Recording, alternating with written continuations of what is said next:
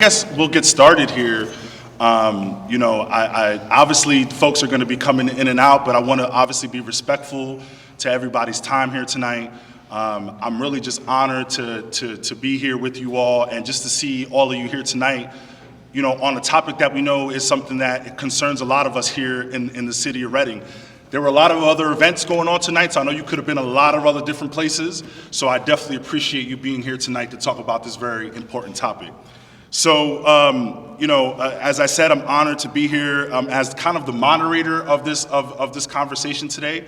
I want this to kind of be the first of many conversations, and I know you may have heard this over and over again about the first of many, but I truly believe that in conversation and dialogue, where we're really able to connect our differences and really see what the local law enforcement on a local level is doing, what I'm doing in Harrisburg, and what you all are doing at the local level, at the grassroots level, and figure out a way where all of us can talk and speak on the same page when we're dealing with this very complex topic. But before I go on further, I definitely want to I want to give my gratitude to Chris Winters and the staff at the Olivet's Boys and Girls Club for opening their doors always to us and for their continued commitment to providing a safe and supportive space for our community's young people. And really, ladies and gentlemen, it's really through these partnerships that we can come together, and the Olivets has really been a great partner in opening their space and allowing these type of community conversations to happen. Of course, I want to thank our guest here today. We have a great group of folks here tonight. We got District Attorney John Adams. We got Sheriff Eric Weeknet. He had a personal matter that came up. Okay, well, never mind. Yes. He didn't show up there, but Captain Robert Bailey with the State Police, Chief Rich Tornelli with the Reading Police Department, and I just found out we got some folks here with the FBI. I promise I'm going to have them introduce themselves because I didn't get their name for the introduction, but we're going to get to them very quickly. But I thank them for being a part of this conversation as well. As I said, we all know that gun violence is a complex issue that impacts and affects our communities in many different ways. Quite frankly, we recognize that it's a public health crisis. And we know that over the last couple of years, our community and many other communities across the Commonwealth, not only have we dealt with the pandemic of COVID, right, but we've also dealt with the continuing pandemic of growing gun violence and violence in general within our communities. And I want to be clear, right, that this is not just happening in the city of Reading, y'all. This is happening all across the Commonwealth, all across the country, as I'm sure the folks at the FBI will tell you. And so it's not just symptomatic and symptomatic to what's going on here in Reading. It's happening all across the Commonwealth. But again, we recognize again that it's a public health crisis, and one of the things that we're working on legislatively, and obviously I'm speaking as my role as a state representative, there are things that we believe that can have a great impact right now, and obviously we understand that this is a pretty political issue, and so you have folks that are pro-gun and folks that are not, but we believe that the proposals that we're putting forth have broad bipartisan support, and we're hopeful that in this legislative term, we can get some of those things passed. So some of those things are like red flag laws, right? That's something that I think most of us up here would agree is something that's missing here within our Commonwealth. Again, implementation of extreme risk order protection orders. We know that violence in general, a huge portion of violence in our communities is actually stemming from domestic violence. And so with enhancing and enforcing our extreme risk protection orders, we're actually protecting our women and protecting them from the abuses of violence and preventing, hopefully, them from getting in contact with guns. Because we also know that, and again, I'll let the experts speak to that, but we also know that most gun violence injuries are due to close members and people that they know who are close by who have access to guns. So obviously, incidences of domestic violence and having guns in homes is something that is obviously something that we care about. So those are just two of the things that we want to talk about in Harrisburg. Obviously, I was last week. And I promise to shut up after a couple more seconds and we'll get into the conversation. But last week, I was really excited to see Governor Shapiro's budget address where he specifically talked about safety within our communities, talked about giving tax credits and tax incentives to individuals who want to become a part of law enforcement. And so for any individuals that are watching at home, you know, I know that the Reading Police Department, they're hiring police officers. I know that the state troopers, they're hiring state troopers.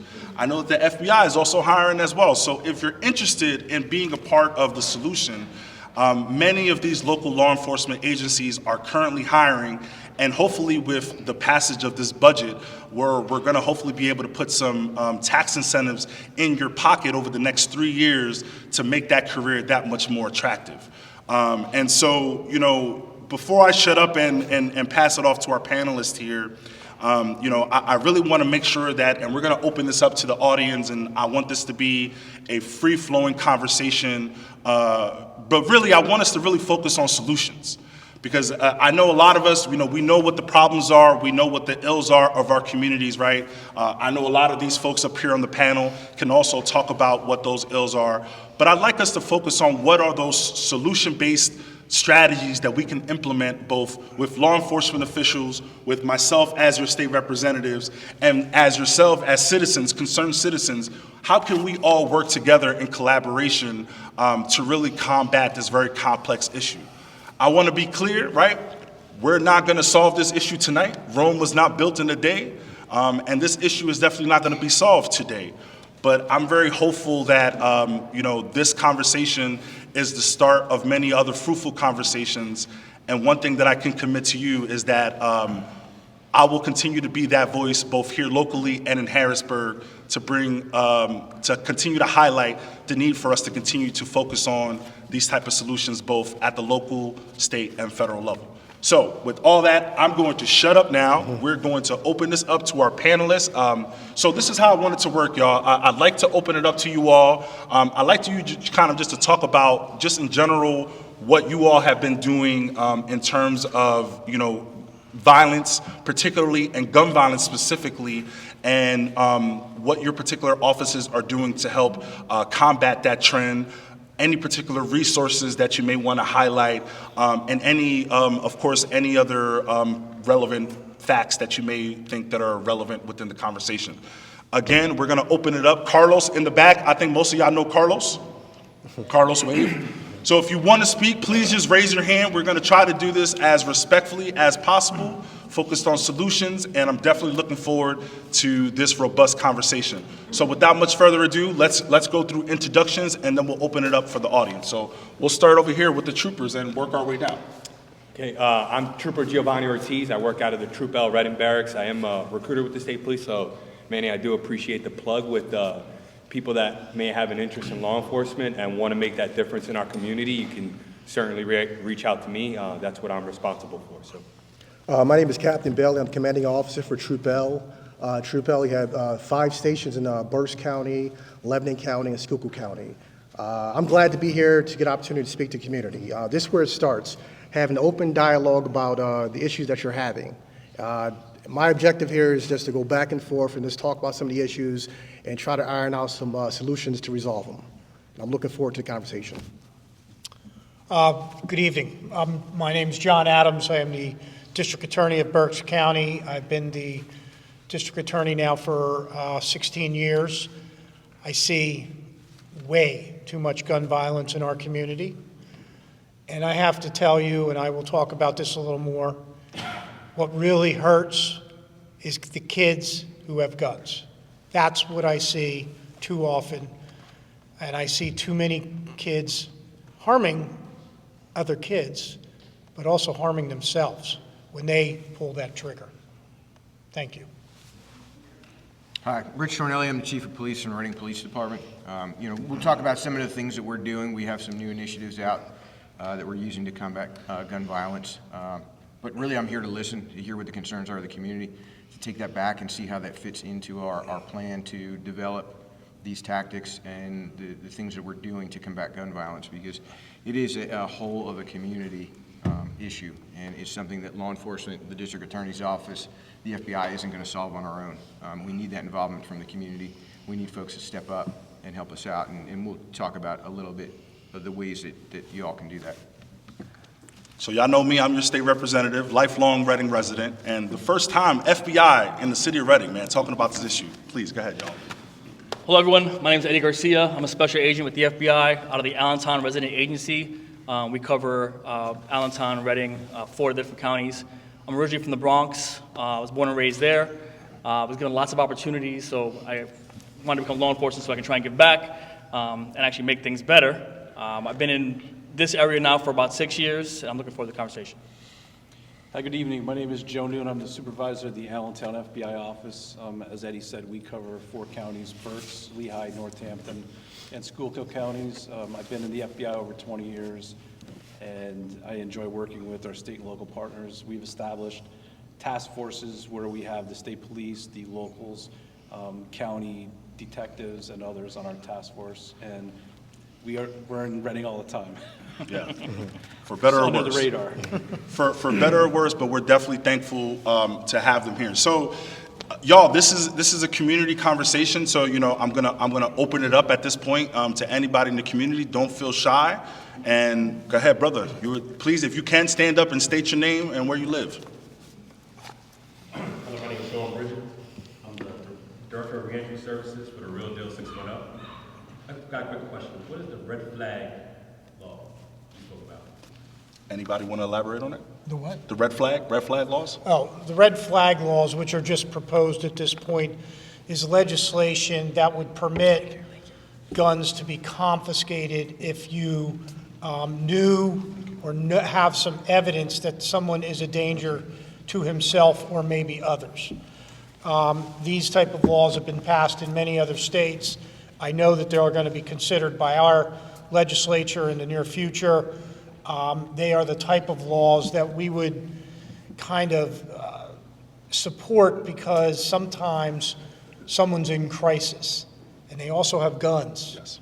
And that's the type of people we want to get the guns away from. So that's the purpose of the concept of the red flag laws. Yeah, and it's really to help. The focus is really on domestic violence victims, of course, right, and mental health victims, as District Attorney John Adams stated. You know, unfortunately, here in the United States, we got a plethora of guns, right, and of course that right is guaranteed by the Second Amendment. And so what we're literally trying to do is, unfortunately, right, we don't want to take anybody's guns away, and I think that is where we get tied into the political discussion. What we don't want to have, though, is, right, we don't want to have unstable individuals that have access to guns that can potentially cause more trauma within their respective communities, right?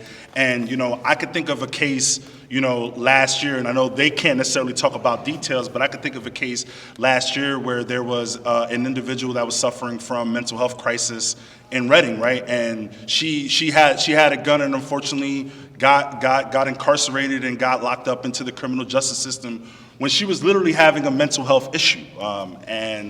But it's unfortunate because had that individual been flagged probably at an earlier time, we probably would have been able to prevent that individual from, you know, getting access to that gun and getting harsher charges on her record. Salida, if you can stand up and tell us where you're from. My name is Salida Simmons. I'm the executive director of a nonprofit based here in Reading, PA, servicing Berks County, the Real Deal 610. I'm also an employee at Berks Community Action Program. I live here in Reading, Pennsylvania, on the east side. I have a couple of questions, if you don't mind. Okay. First of all, thank you for having this town hall meeting. It's much needed. This first question, I guess, will be to you. So you spoke about extreme risk and domestic violence, you know, and going above and beyond to make it, you know, more extreme for women. What are we doing for men? We are having a high rate of men being in domestic violence situations, and when they go to get support, they either get laughed at, they get took as a joke. You know, I know when the domestic thing and, you know, getting PFAs first came out, it was because we had a whole big crisis of women being abused. That was then. Right now, we have a whole big crisis of men being abused. So what measures are you taking to be able to also service the men that are in this situation? Yeah, I mean, listen, and I'll let the law enforcement talk. I think abuse in any form is wrong, and obviously, I think you're right. I mean, the focus has in a lot of ways been on women, rightfully so, right? Because women are in a lot of ways the most vulnerable in our society, right? But there are instances where men have been abused, and so of course, what that looks like legislatively, I mean, I'm not particularly sure, but what I can tell you is that we're focused on bringing the resources to Reading to address all types of violence, whether it's, violence against women, violence against men. Obviously, we're against violence in all its forms, and whether it's against a man or a woman, that's not something that, I wouldn't tolerate. And I know the law enforcement here wouldn't tolerate it as well. Anybody want to chime in on that? Well, our laws that we have set up, like PFAs, Yeah. they do not discriminate between a man and a woman, believe it or not. I know that the thinking out there is that they're only to protect women. No, they're to protect men also in the appropriate circumstances. A man can file for a Yeah, PFA. I'm not trying to debate that with you, but the fact remains is I've had clients that come in and say, what do? I went down to get a PFA and I literally was laughed at because I'm saying this is why. I'm not speaking on just an assumption, I'm speaking on clients coming in asking for those resources. And I had a client that he got spit on in City Hall when he went to a domestic relations court hearing. Got spit on by the baby moms. He went down to try to get a PFA and he was laughed at. So I'm not speaking on an assumption, but my next question will be to you and also to the FBI. I know you say we're trying to come up with solutions, but before you can actually come up with a concrete solution, you need to understand what's actually really going on. And being a grassroots nonprofit, one of the things that's going on that is continuously encouraging kids with guns is social media.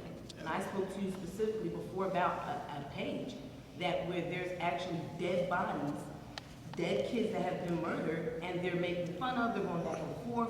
What kind of laws are we putting in place for people that are recording fights, for people that are advertising on Facebook, where you can't even use the word bitch, but you can have a whole page with dead bodies on it and go back and forth with their families?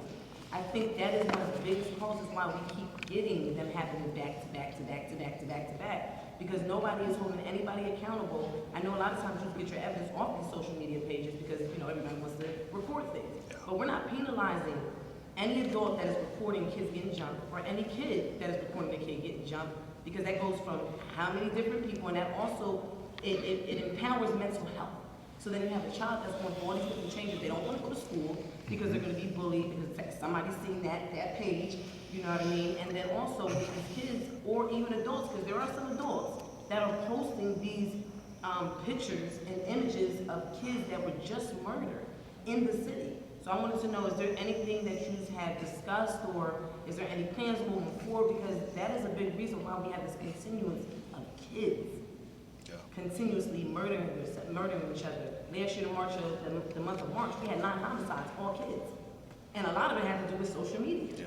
So I just want to know, is there anything you guys are discussing or have discussed when it comes to social media and its interaction with violence in the city? So to pivot off of that, let's hear from the federal, then we'll go from the state, and then we'll go from the local level. So I'd love to hear from the FBI. All right, so for starters, we're not involved with creating legislation, so we enforce laws. However, the FBI, for better or for worse, we're oftentimes the main conduit for where complaints come for internet-based crimes. So if someone makes a threat on the internet, if someone posts something on Facebook like that, it'll come to us first, and then we work with our local partners to address it. So whether if it's a threat to life or if it's something that involves like posting something that's obscene like that, it's a public forum, so in reality, it's Facebook's job to take it down. So we may notify Facebook that, hey, this page cannot be up, the content there, for whatever reason, violates your rules, it should be taken down. However, I can assure you that once we get something, we immediately go out and within 24 hours we're addressing the threat, whether it's us calling the troopers or the locals or us going out ourselves. And a lot of times, it might be a 14-year-old kid. I can't tell you how many times I've knocked on the door of a 14-year-old kid's house and said I'm at the FBI, and the parent's like, what? And then we have the conversation, and it's not so much to try and create a judicial solution, right? I'm not trying to arrest the child. My goal is to let the parents know what's going on, to mitigate the threat so that we know that this is not going to be a problem. And then usually it serves as a wake-up call so that parent and that child know this is something that we take seriously. There aren't a lot of us in the Allentown resident agency, and for us, we service the area 1.2 million people, and there's maybe a dozen of us. And for us to be knocking on your door, it's a big deal. And that's what we do right now. And I can pick you I've back. seen that Facebook page, and I'm sorry to interrupt, Captain. I've seen that Facebook page that Salita's talking about. It broke my heart to see the young folks that were deceased on the page, and some of the other young folks were kind of mocking the deceased on the page. And so, you know, we heard from the federal. I'd love to hear from the state, because obviously I know that the state police and even the local police, you guys are laser focused on what's happening on social media. So, Captain, tell us what that process looks like. I mean, so let's say hypothetically Salita says, hey, state police, this is something that I see on a Facebook page. At that point, what does that activate within the local state police? So we have intelligence officers at each barracks within Troop L. So essentially, you make a report, you call a complaint, we investigate it. We put in a policy, particularly when it comes to schools. We have individual on Facebook, Instagram, Snapchat, flashing a firearm. We go out to that individual's house and investigate. We also meet with various stakeholders, whether it's social services tied to the school, school counselors, principals, teachers. We try to get an idea of what's actually going on in the school. Then we move forward from that process. If it's legit, they will be held accountable for their actions.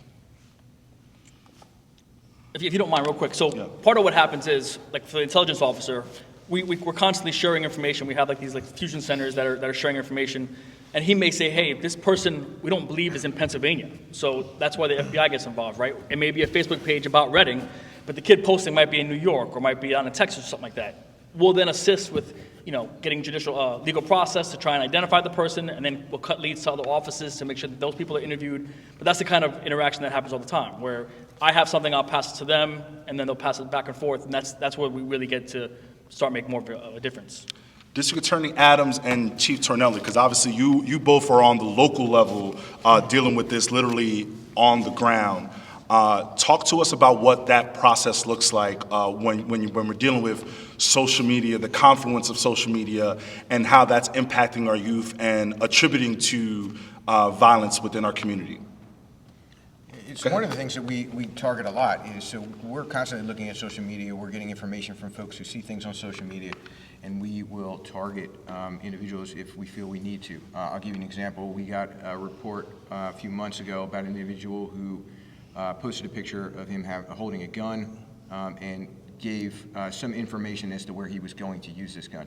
So we coordinated with state police, some other local law enforcement agencies here in the county to identify that kid, get him stopped, and further the investigation, which then goes to the district attorney's office. So we're doing a lot of that at the ground level, picking up on that base intel that's coming through social media and going after individuals when we can. You know, we see the school threats all the time. And again, it's one of those things that we share the intel with the state police, the FBI fusion centers, and they vet a lot of that information out. A lot of the recent threats that initially were attributed to Reading High were actually attributed to a Reading High in Massachusetts. So it's running down the intel, making sure, number one, it doesn't apply to our school, and then if it does, what our response is going to be in order to address those things. Social media is an evil that we have to live with. Quite frankly, social media is a tool for law enforcement to solve crimes also. And we utilize social media because especially young people who commit crimes will brag about it and post about it on Facebook. So we utilize it in our prosecutions day in and day out. But if I'm a parent, I am a parent, my children are older now,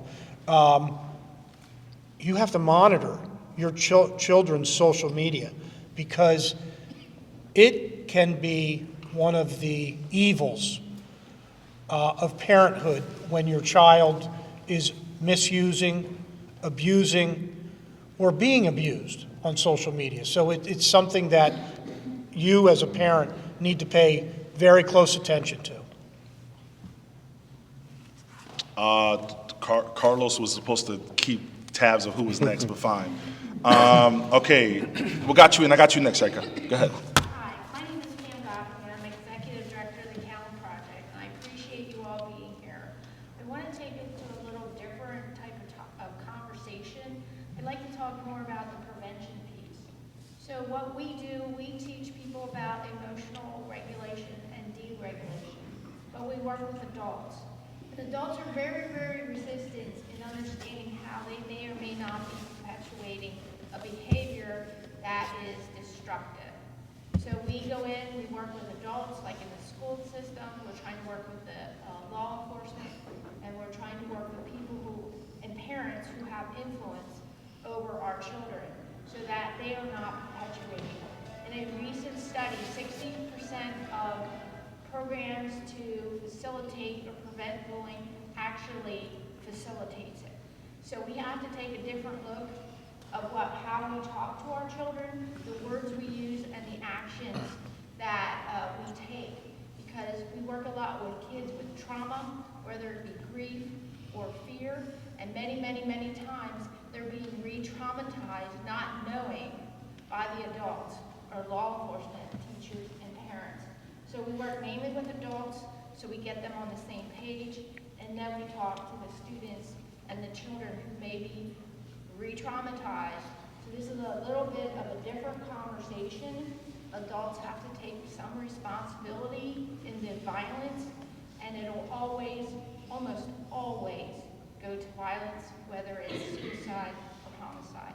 So I respectfully ask everybody in this room to consider learning more about trauma and care, trauma-informed care, more about bullying elimination, and talk about that behavior and how it leads to abuse. It leads to addiction. It leads to violence. So if we can prevent that before it stops, that's what our nonprofit does. We're located at the God Works, and I lived in the city for over 20 years. So thank you all. Thank you, Pam. Thank you. And she hit on 2 points that I'd like to hear law enforcement and emotional intelligence. And I'm very interested in hearing from the law enforcement perspective. How do y'all interact with youthful offenders? With some of the offenders that potentially are these violent offenders, right? That have broken the law, that maybe have killed somebody, but obviously they're still kids, right? I mean, so. How does that work? How does that perspective work? If I could jump in there. Sure, please. The officers are traumatized too, so they need some kind of outlet. The teachers who are afraid to be in their classroom are traumatized too. Everybody's So traumatized. it's really a big spiral that we need to interrupt, and that's what We're all traumatized, and COVID got us even more traumatized. But that being the case, I definitely would love to hear law enforcement's perspective on how do you deal with youthful offenders? And we'll start with the state police and work our way down. It's pretty simple. Understand the fact that everybody brings something different to the table, different experiences. One of the things we do in the state police, we ensure that all of our members in the department receive implicit bias training, mental health training, so they know how to interact with anyone that may see things differently or respond differently. And also understanding how the brain develops for children. Typically, the brain doesn't stop developing. I think it's age 23. Is that correct? 25. I'm sorry. 25 years old. Experts in the room. Yeah, exactly. So their brains are still developing at 25, and their cognitive abilities aren't there. So we have to meet them where they're at. And from a law enforcement perspective, state police perspective, how we interact with folks is understanding that people bring different things to the table, and you have to be receptive. In some cases, you may have to respond differently, but for the most part, our objective is to de-escalate, have an open dialogue, have a conversation, rather than going from 0 to 100 miles an hour. And that's really kind of easy to say, it's really hard to implement. Chief Tornelli? Yeah, we do a lot of the same things that the state police do in terms of training, and again, it comes down to when we have these kids who are in crisis, whether they've just committed a crime or they're having a mental health crisis, is that de-escalation piece, getting them to come down from where they're at so that we can have a conversation with them, and our officers recognizing where they are at that time. When it comes down to, like Representative Guzman said, you have an individual who might have committed a serious crime, then there's things that we have to do to protect the community. With making arrests, referring them to the district attorney's office. But there are other programs within the district attorney's office that we can refer youth to instead of just incarcerating them. And it is, in Berks County at least, I can speak that incarcerating a juvenile is the absolute last thing that we look to do. From a law enforcement perspective, from the district attorney's perspective, we look at all the other options that are available, and then that incarceration for a juvenile is for pretty serious offenses. Here in our county, our juvenile crime has dropped significantly. It's great, but we still have way too many violent juvenile offenders. A lot of, as I stated at the beginning, a lot of what we see is a juvenile with a gun. That's a problem. And those individuals, if they are caught with a gun, they generally will be detained at a juvenile detention center. But our juvenile justice system, in many respects, is stretched thin right now. We don't have beds. We don't have the resources that we had years ago. Those resources have dissipated over time, and the juvenile justice system is, we need help from Harrisburg. We need a lot of help, because we need more resources to combat juvenile crimes as we speak. So we have, it's almost not fair to compare us in the same breath, right? So we're not first responders. So every situation that we respond to, we have the opportunity to plan ahead of time. So it's not really fair to compare us. However, when we are investigating a juvenile or we have a juvenile victim, we have a whole bunch of protocols in place. Like we have child forensic specialists that will do the interviews for us. We may be watching in a different room or something like that, but we're very, very careful to make sure that we're not going to re-injure the child, whether it's a subject or a victim. And then we have the advantage to plan everything. So all of our interactions, we're going to know ahead of time. So if we're not, again, always looking for some sort of judicial solution, we may be trying to mitigate a threat, we'll have the opportunity to reach out to the local crisis trauma teams for the county, and we can work with them, and then we may actually bring the person there and discuss options, and we can find other ways to deal with it, but we have the advantage of not having to be the first responders on the team. So a lot of the threats that we receive usually has a victim that's a minor, and then the subject is a minor. And it's online extortion or threats back and forth. And it could stretch as far across the country. Children now play online video games, so they can play with someone in another country and halfway across. So half of our job is trying to locate, where the victim is, where the subject is, trying to get state or local law enforcement to go out and interview them, just to check on their safety. And then sometimes you get a minor that is on the wrong path, and our job is to try to get them straightened out or put them on the radar that we can keep an eye on them. Because we're not in a position to be prosecuting minors, we would refer it to the state and locals. But those minors become adults someday, so the big thing is to try to get them help early on.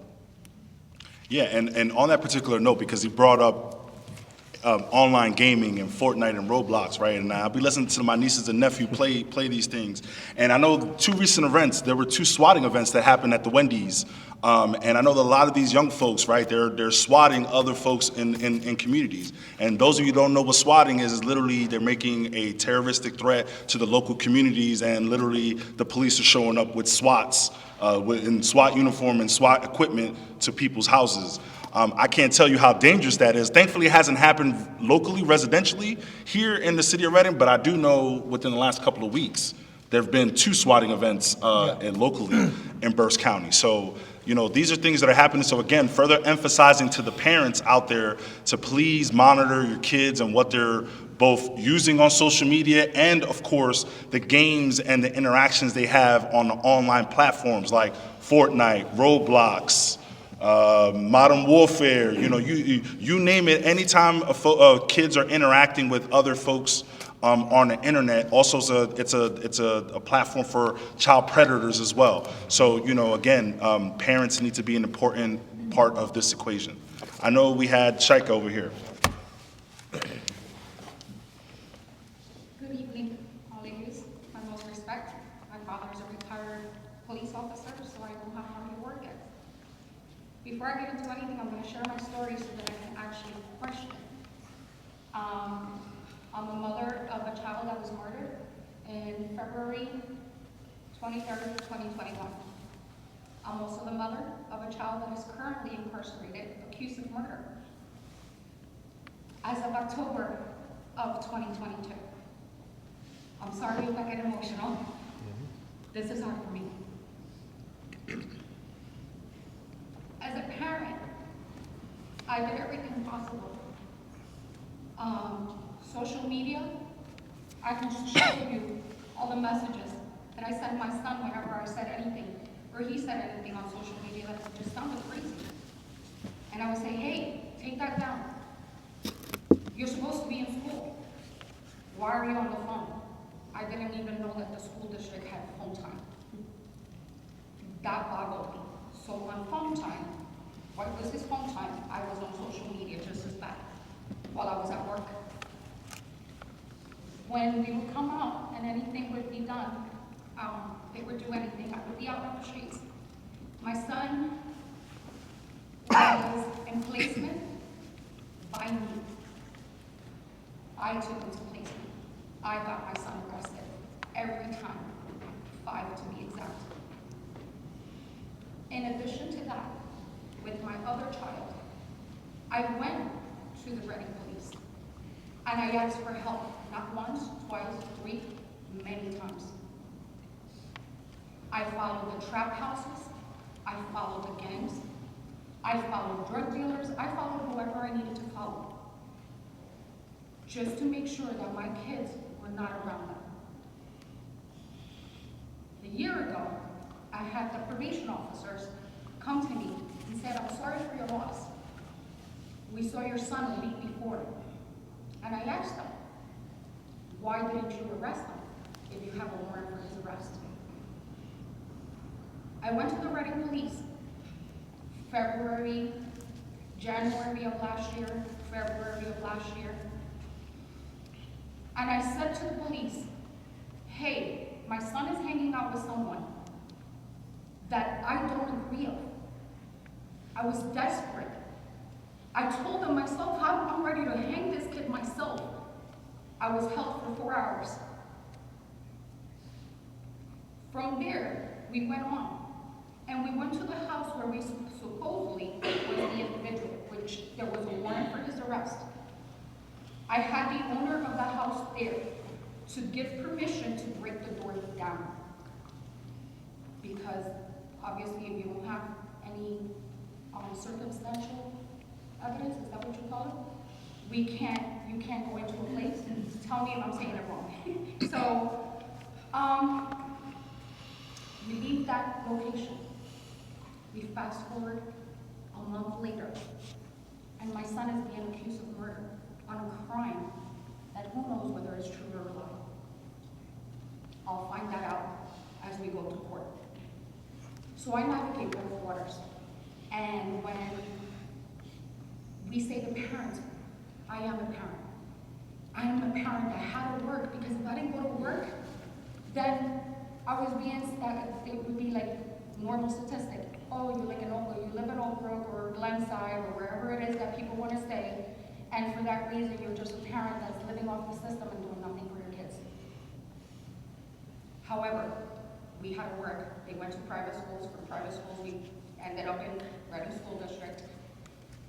We did everything that supposedly is the normal thing, or what society says that we have to do. And we did it. I know I'm the mother, and sometimes we want to make it as is naive. That I want to say my son is not guilty. I know my son's heart. I know what I raised. I know the influence on the streets also, because I've been around. I saw them. I used to get these kids in my house just to give them love, cook dinner for them, listen to them, do whatever it was that I needed to do, but I knew that my kids were there. They weren't in the streets, they weren't doing anything, so hey, whatever, come make a mess at the house. I don't care, I can clean up. So with all this said, my questions to you is, in addition, I wanted to put a missing child report on my second child. He was 17, 9 months away from being 18. And I was answered, because he had not committed a crime, we cannot hold him, or we cannot look for them, or we cannot do anything. So I let that go. And again, we fast forward to March 10th, and now they're in a crime that supposedly he's being accused of. But again, as a parent, I try to do everything. So my question to all of you is, what are the rights of a parent? What is it when we call and we're asking you for help because we can't do it anymore, or we need your supervision or your help or however? How is it that you would answer me and say to me, he's 17, he hasn't committed a crime, so we're not gonna worry about it? I was worried about it. I was trying to avoid where I stand today. I went for the help, and it was denied. And it's just not me. We could go into Old Brook. How many parents call? The kids are hitting me, they're doing this, they're doing that. They call the police. Okay, we show up, we tell you, but we do nothing else. Yet, there's a million organizations in this city that are willing to help. So why is it that the police department doesn't have some sort of being able to work together, that when you are faced with these things, you can have hey, you know her name, she's everywhere. Who doesn't know Selena? We have this problem. Can you assist? She's over here. Thankfully, I met her a few years ago, and you know, the mental illness, everything that she has said, I can show you doctor's office, doctor's appointments, counselors, everything. So I did everything I knew I could. And when I went to you, to this department, my doors were shut. Except I was held for 4 hours because I told him I was ready to take their own life. Because there was a desperate mom looking for help and getting nothing in return. So how do you handle that? What are the options that you're going to give parents that are really trying to be a parent and parent their child, and because the world is the way that it is, we need your help. How do you help me? Not that you can help me anymore. I have one dead and the other one is in jail. Why does it have to be a crime already committed before you respond? Where are the preventative situations? And personally, I was just assaulted by a police officer, and you know that, and you have yet to respond to me because he thought I was a kid. And I don't mean assaulted by get out the way, I was grabbed and thrown. And he told me I thought you were a kid. So, you know, we can go back and forth about all that. You gotta do that home, but you're contradicting yourself. You're not being honest. So you'll never get an accurate solution until you start being honest about what's actually going on in the city of Reading. I love you as a district attorney, because not only do you hold people accountable, but you support them too after that. But the fact remains is this, Adam, the fact remains is this, Manny, the fact remains is this, is what you say you do not do. You ridicule these kids, you disrespect these kids, you talk about them, treat them like they're nothing. That's evident. And then you want them to respect your authority. It does not happen. You have a mother that's been reaching out for help. But now that her son committed a crime, you should have did your job as a parent. Well, you have a lot of parents that do their job. Why are we not working together? You say to us that we need you to do what you need to do as parents, but we need you to do what you need to do as authorities. And that's in reference to City Hall, by any means. I had everything printed out before I came here. The only thing I couldn't do was go get my, how many times I was in City Hall asking for help. Thank you, Shaika. I want to thank you for sharing. First off, thank you for sharing your story, because I know that's not an easy thing to do. I want to give the panel an opportunity to discuss some of the things you talked about and address some of those things. So let's start. We'll start with the federal level and then work our way back down. All right. First, I'd like to say I'm sorry for your loss. As far as the case against your son, I'm sure they can't discuss specifics about that. I know myself, I've been in Allentown here working for approximately 2 years of my FBI career. I've been to a lot of chiefs of police meetings, both in Berks County and other counties where, you know, DA Adams will tell you, we as a group, whether it's the state police, the locals, other federal agencies, are now trying to get social services, mental health to help us, to help you, because there are things that law enforcement can't do. Correct. We're in a position where we get called all day, every day, to assist, and sometimes there's restrictions. There's just not enough for us to charge somebody. There's not enough to get subpoenas for social media, but we do try to get social services. I know I was just at the Lehigh County Chiefs meeting that had individuals from Lehigh County mental health there, and we, the FBI, can't let something rest until we have it, someone else takes ownership of it. So whether it's a local law enforcement, state police, or someone else, it's like a hot potato. Somebody has to say, okay, I'm gonna deal with that kid specifically, and then we can go to bed at night. So I apologize for your situation, and I think everybody here would help you any way they can, moving forward. I would like to point out one thing, is that, so the FBI, our mission, it's twofold, right? It's defend the Constitution and keep people safe. And oftentimes that requires us to walk a tightrope, right? Because it may be easy for us to say we want to go in there and grab them for you, but we can't. That would be a violation of the law. So even though sometimes there are issues where we want to help, that help is not readily available as far as law enforcement, but it may be as simple as reaching out to the other partners, and maybe that's the solution, is that the partners, we partner with them and provide a conduit. We can just direct people to the appropriate agencies. Let's go with the state troopers now. Captain. So I'm sorry about your situation. I really am. What we're doing right now, in my opinion, we're doing the right thing right now. We're having conversation. We're having dialogue. It's very important that everybody's aware about the resources available. And this is where it starts. We got to continue to have this conversation. Because unfortunately, That's not going to bring my son back to life. I'm sorry about that. I'm very sorry. And that's not going to take the other one out of jail. I'm sorry about that. However, as a parent, I did my homework. I slept in my car. I went to all these traffic houses. I did what I had to do. Yet now I face the waters of who knows whatever happens.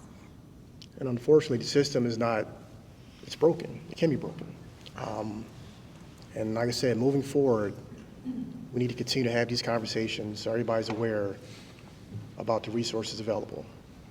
As you mentioned earlier, certain things that were restricted that we can do in law enforcement. I'm not saying it's a foolproof plan, law enforcement. I mean, as far as addressing some needs. A lot of needs are particularly like social avenues, a lot of issues we cannot address. However, moving forward, I think it's important to us to keep having this dialogue, this conversation, having different stakeholders in the room, working collaboratively to identify some of the breakdowns and see how can we fix it. Having some of the leaders in the room, different stakeholders, hey, this is an option, this is an option. And that's where it starts. And I think we're moving in the right direction as far as prevention. And this is, in my personal opinion, this is where it starts. District Attorney Adams. Well, it's a tragic situation, and I know I've heard you speak before. I must say that here in our city, our resources are stretched thin. That's the truth. That's unfortunate, but it's a reality. And, you know, when I came into office as a district attorney, the Reading Police Force had 212 officers. They don't have 212 anymore. They're doing everything they can with the resources that they have, and we all have not, as I spoke earlier about it, we don't have the resources that we had 10 years ago in the juvenile justice system, or even, you know, we are desperate for mental health. We need more mental health in our community. We need more mental health services in our state. I know that it's something that Governor Shapiro has emphasized in his new budget. It is needed. And unfortunately, that call for more services has gone unanswered in the past decade. And I think it needs, and hopefully it will be addressed. Chief Tornelli. First of all, I'm sorry for your loss. I'm sorry for the situation you're dealing with, and I also apologize that if the services you receive from the department weren't up to what you think those standards should be. We have high standards for how we operate. As everyone up here said, we do have a lot of constraints upon us. We can't just go kick in the door of a place because there's somebody there. There's certain certain evidence, we need to do those things. But You they know, won't move me. a lot of times we They have, don't move me to the house. what's that? They, after I was held for the 4 hours, they went with me to the house. Okay, and like, I can't speak to the specifics of things, I'm just kind of give you a general idea of how we operate. You know, there aren't a lot of things that we can do as law enforcement before a crime occurs, because that's our role as law enforcement. The referrals to other agencies that are out there, that needs to be a collaboration between the police department and those agencies. I know one of the things that the city is doing is trying to compile a list of organizations that are out there and put that all in one place. So then we as the police, if you're having those problems, can go to you and say, hey, this is where you find that information on the city's website of these organizations that are out there to help the community. That's a work in progress, that's still underway. I was just gonna say, but because it's- I am not to be disrespectful or to cut you off, but I've been sitting in meetings since February 21st of 2023. And I've been hearing exactly what you're saying right now. And like I said, I printed out every conversation, every interview that you've had on 69 News, and everything that you have said. And that was 2 years ago. We're 2 years later with a very strong team outside, because I know I've participated over and over and over. Because not just because I lost my children, I'm gonna give up. This is the reason why I'm fighting. So there is not another parent going on my situation. So we're not living what so they don't have to live what I live. That's my fight. Because at the end of the day, I could sit at home and just say, hey, whatever. One's dead and the other one's behind bars. So my thing is, you've said this, we've heard this, the community has heard this for 2 years, at least myself. So where is the action? Because I know as a fact, I've also heard a lot of the community go to city council meetings, address this, go to town halls and address this. So where is the action? If these organizations are trying to make meetings with you, are trying to get there, same thing goes for the Reading School District. Why don't we have officers up there? You have the resource officers, but they had to change their name in order for them to be part of the outside. How does that make sense? That doesn't make sense. And Like, I'll speak to your we're first. working together to keep these kids safe. So the sources are there. You guys are listening to us, but what are we doing? Right. So I'll speak to your first point about getting these organizations together and working with the police department. Lieutenant Lance Lewis is our community response coordinator. He's meeting with a lot of these organizations. He's collecting the information. That information does get passed down through our chain to our officers on the street about what resources are available. If the referrals are happening or not, it's something that we can look into. The issues with the school is that we have a school board that doesn't want police officers in the school. And that's a political issue. And That's a political issue. We won't get to that, but I appreciate you. But that's a political issue. But, so. But that's the bottom line, is that Yes. we have a school board that doesn't want police officers in the school. They don't want other organizations in the school. So it's hard for us to work with a lot of these organizations out there to deal with kids in the schools when we physically can't be there. I definitely appreciate Chief Tornelli. I want to make sure that this is not a political conversation, although it is important to have stakeholders in these positions that are advocating for the values that we believe in. But I want to make sure for the cameras that this is not a political event. But listen, let me be clear here, because I think what Shaika brings up is very important. I think what the law enforcement are bringing up, their perspective, is also very important as well. I think as a society, we're asking our law enforcement to do a lot. We're asking them to be our mental health providers.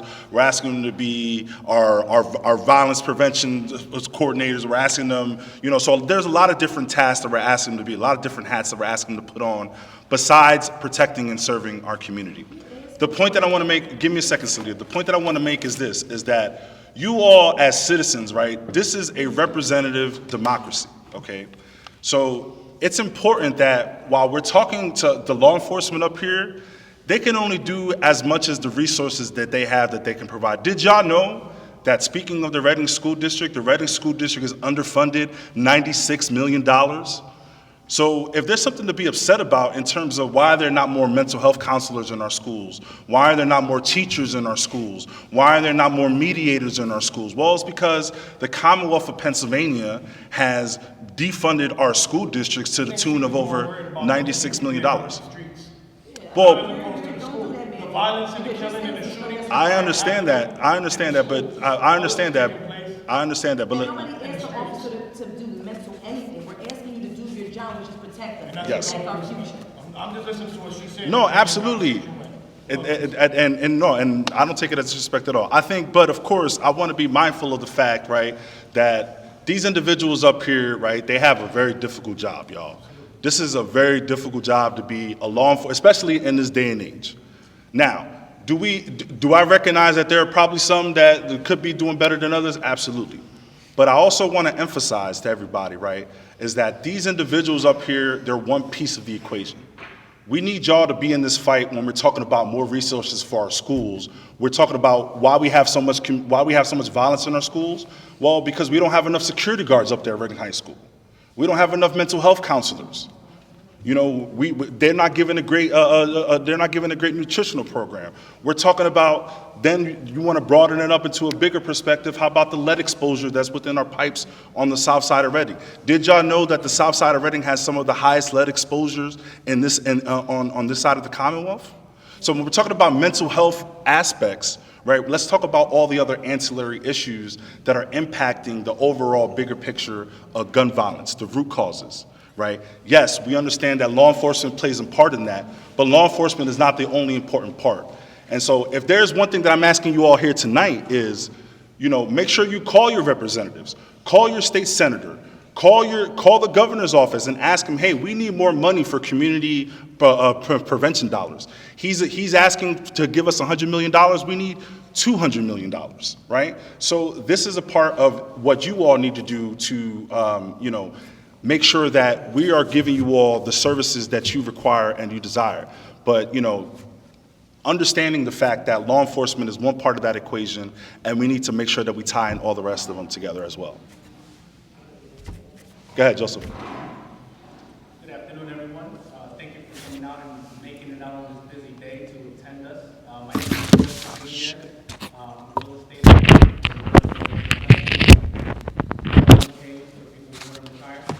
my question is a little bit of a loaded one, but hopefully you can help me answer. Is there data that shows how many guns were legal and how many guns were illegal, and who used it legally or illegally, and do juveniles or adults who have legal rights to carry versus illegal rights to carry get tried any differently in court? How would the red flag laws, okay, protect a mother who lost her kids? An example I would like to hear. Is there data that says juvenile use of firearm legally or acquired it illegally? Is there a difference between a child or an adult charged with an illegal firearm versus a legal firearm? And how do red flag laws, okay, protect, okay, because, you know, I'm curious to get to the bottom of red flag laws here. How do they protect a mother who just lost her child, okay, using gun violence?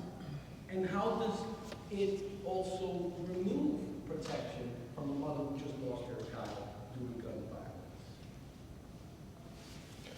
All right, so real quick, there are two different things here. The first is whether there's statistics. There are statistics. I don't know. I know the FBI tracks stuff. I'd have to check to see specifically how that was tracked or what was tracked, so I can't give you an answer right now.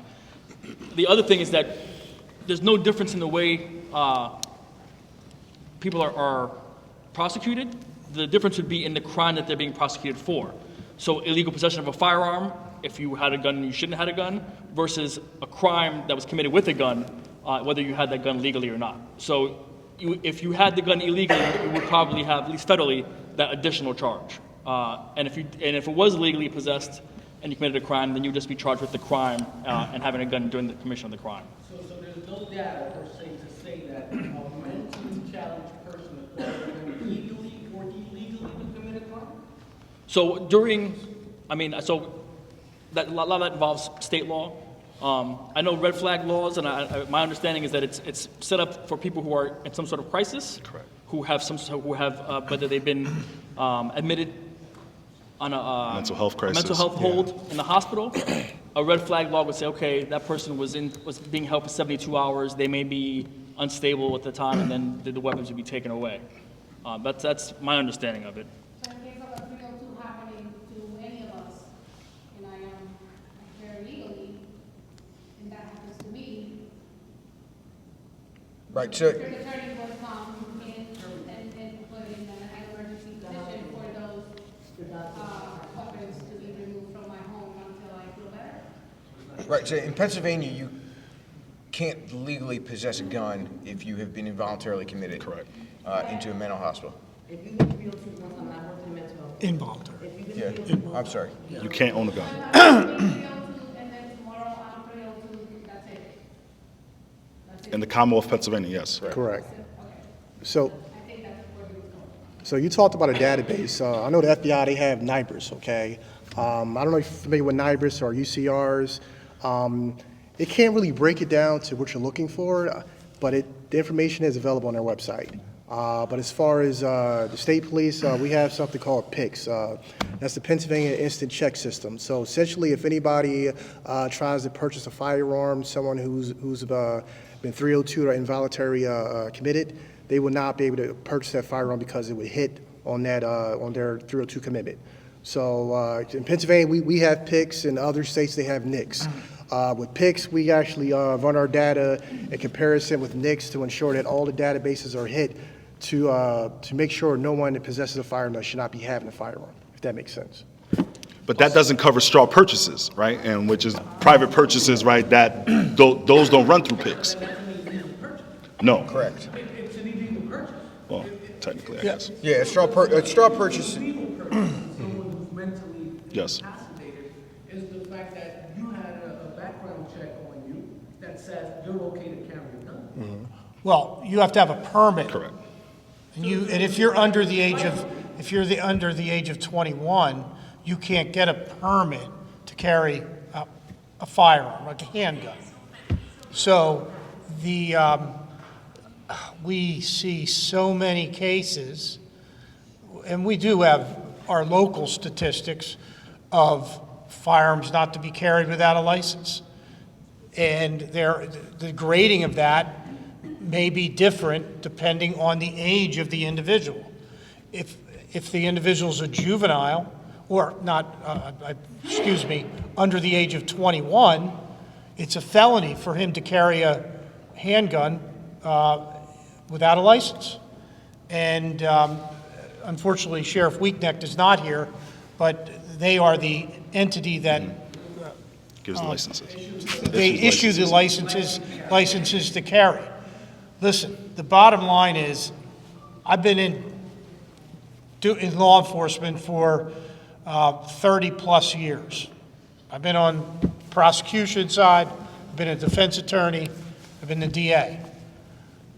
The amount of cases that I see now that are persons not to possess, meaning the person cannot possess a firearm, have dramatically increased over the years. Dramatically. The kids, they're not allowed to possess a firearm. Red flag laws would make no difference with kids. That's not the subject of the red flag laws. Frankly, the red flag laws are to get guns out of people in crisis. The people who are putting something out on social media, I'm going to blow up a school, that's the person we want the red flag laws for. So who determines that crisis? What? Who determines the crisis? The next door neighbor? Well, that would be potentially, honestly, a red flag law, who determines a crisis is going to be a judge, whether or not to grant that order. Thank you. Thank you. I know. Well, no, I ain't skipping over him because he asked first. But we're going to come back to you, Sean. Okay.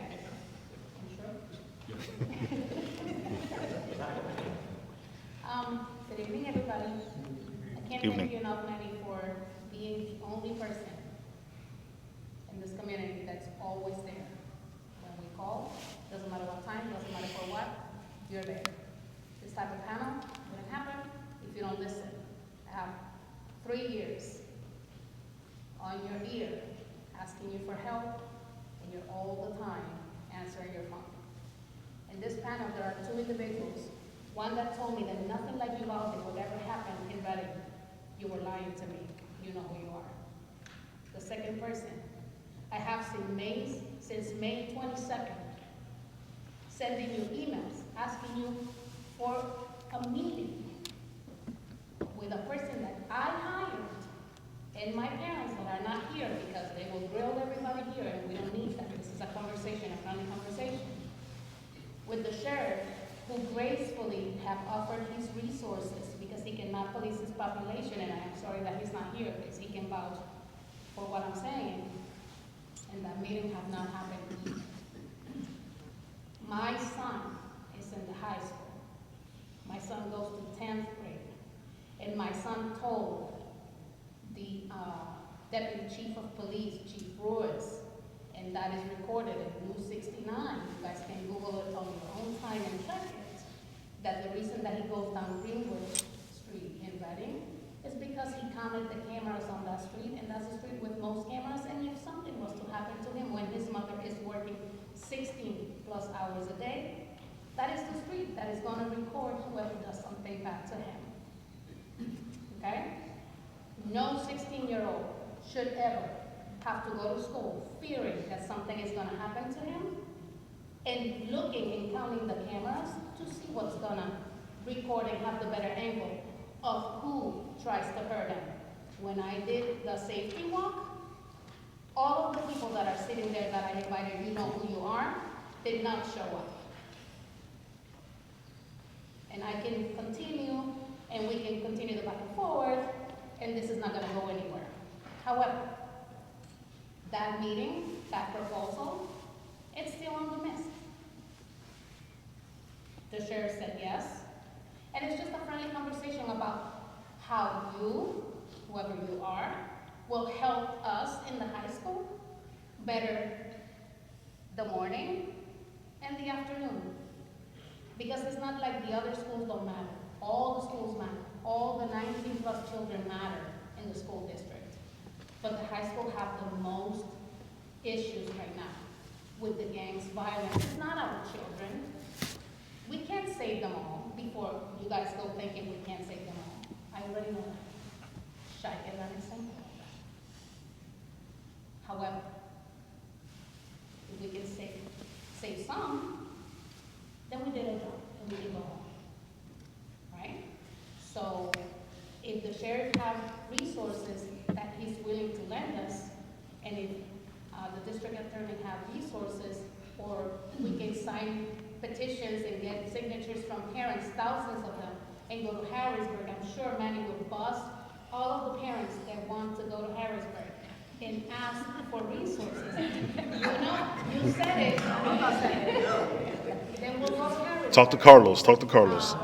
Talk to Carlos. Governor Shapiro is nothing but a great guy that will listen to anyone that wants to talk to him about something that's important for our community. He lent an ear to us in Allentown, and that's the impression I have from him. Coming back to Reading, it is important to me that I have Salida here because I've seen what she does every single day.